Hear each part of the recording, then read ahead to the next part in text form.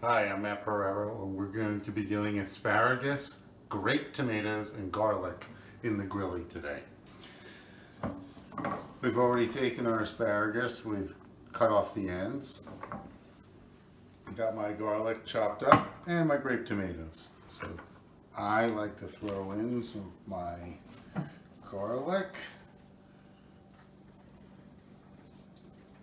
Put in the asparagus like so. Throw in some more garlic.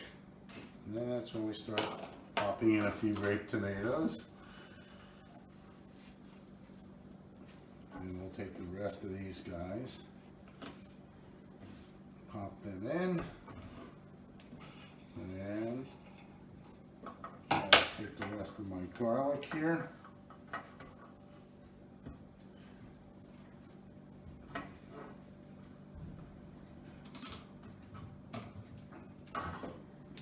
Oops. Okay, so this is what this grape tomatoes and asparagus and garlic look like. As this all cooks together out in the grill today, this will all marinate together, especially when we put a little olive oil on. You really don't have to put any seasonings on, but if you like to, you can certainly do that.